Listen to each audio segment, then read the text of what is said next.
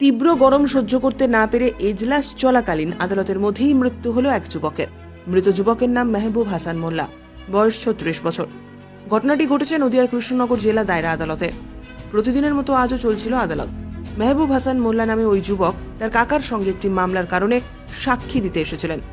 আদালতের চতুর্থ তলায় যখন এজলাসে ওই মামলার কাজকর্ম চলছিল, ঠিক তখনই একটি দেওয়ালের সঙ্গে হঠাৎ হেলান দিয়ে মাথা নিচু করে ফেলেন ওই যুবক। তিনি যে অসুস্থ হয়ে পড়েছেন এটি বোঝার সঙ্গে সঙ্গে আইনজীবীরা তাকে একটি ঘরে নিয়ে গিয়ে জল দিয়ে সুস্থ করার চেষ্টা করেন। পরে তাকে নিয়ে যাওয়া হয় শক্তিনগর জেলা হাসপাতালে, যেখানে চিকিৎসকেরা পরীক্ষা করে তাকে মৃত বলে ঘোষণা করেন। জানা যায় তার বাড়ি কৃষ্ণনগরের আনন্দবাস এলাকায়। মৃত ওই যুবকের কাকা সাহাফুল মোল্লা বলেন, ও কৃষ্ণনগরে একটা সাক্ষী দিতে কোর্টে এসেছিল। এজলাসের মধ্যে হঠাৎ অসুস্থ হয়ে পড়ে। আমি তখন নিচেই, আমাকে ওখান থেকে ফোন করে যে তোর ভাইপো, মানে আমাকে চেনে, সেই হিসাবে আমাকে ফোন করে বলে তোর ভাইপোর অবস্থা খারাপ, তাড়াতাড়ি আয়। আমি উঠে গিয়ে ওখানে জজ সাহেবের এজলাসের মধ্যেই হয়, জেলা জজ আদালত, মানে কৃষ্ণনগর জেলা আদালতে জেলা আদালত।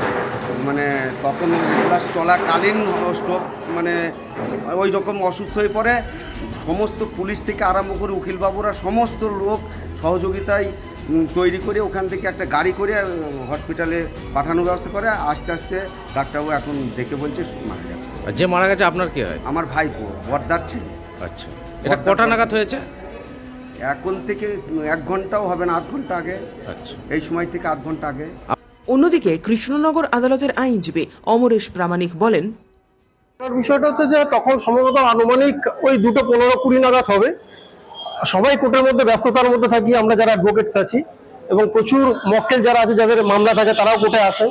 সেই রকম গতানুগতিক আজকেও আমরা সিঁড়ি দিয়ে উঠছিলাম, তখন দেখি একটি ছেলে এখানে মুখ থুবড়ে পড়ে আছে, মানে দেয়ালের দিকে গা করে।